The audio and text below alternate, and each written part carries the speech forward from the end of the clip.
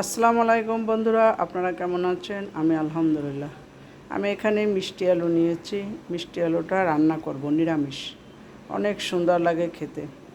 আমি খেয়েছি কয়েকবারই, তো আজকে আবার রান্না করতেছি, আপনাদের সাথেও শেয়ার করব। তো মিষ্টি আলুটা ধুয়ে কাটাকাটি করে নিই, তারপরে রান্নার সময় আপনাদের সাথে শেয়ার করব। চলে যাই কাজে। মিষ্টি আলুটা রান্না করতে চলে আসলাম। পেঁয়াজ, কাঁচা ঝাল দিয়ে তেলের উপর ভেজে নিচ্ছি। আলুটা কাটাকাটি করে নিলাম। এই যে পেঁয়াজটা যখন ভালোভাবে ভাজা হয়ে যাবে তখন আমি পাঁচফোড়ন দেবো। এটা আমি নিরামিষ করব, চিংড়ি মাছ দেবো না। অনেক টেস্ট লাগে, আমি খেয়েছি। আপনাদের যদি কারো মন চায় একটু খেয়ে দেখবেন কেমন লাগে। 1 চামচ মরিচের গুঁড়া দিলাম, 1 চামচ হলুদের গুঁড়া দিলাম,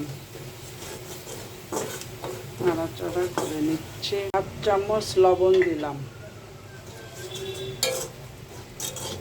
এখন আমি পাঁচফোড়নটা দিয়ে দিলাম।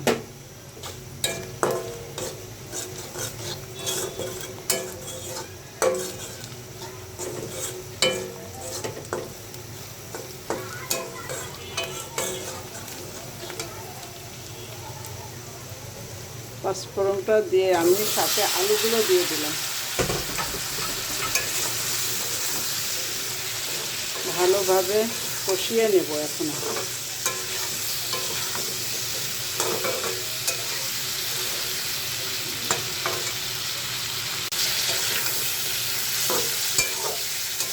পানি ইউজ করতেছি না, যেহেতু আলুর ভিতরে হালকা হালকা একটু পানি বের হবে, এই জন্য পানিটা আমি দিলাম না।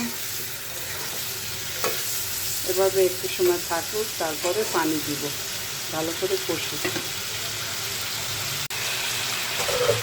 এখন আমি পানি দিয়ে দিব সিদ্ধ হওয়ার জন্য।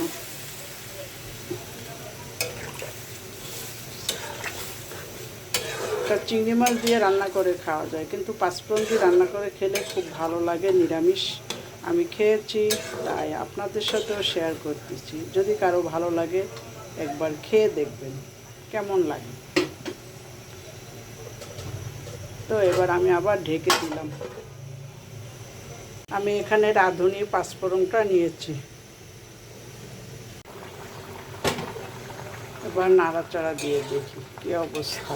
পানি তো টেনে গেছে অনেকটা, এখনও সেদ্ধ হয় না। চুলার আঁচটা কমিয়ে, একদম কমিয়ে দেব। আবারও ঢেকে দিচ্ছি। আমার আলুটা হয়ে গেছে, এবার একদম সিদ্ধ হয়ে গেছে। আমি একটু ভেঙে দিচ্ছি, একটু ভেঙে দিলে আলুর ঝোলটা ঘন হবে, এই জন্য একটু ভেঙে দিয়েছি।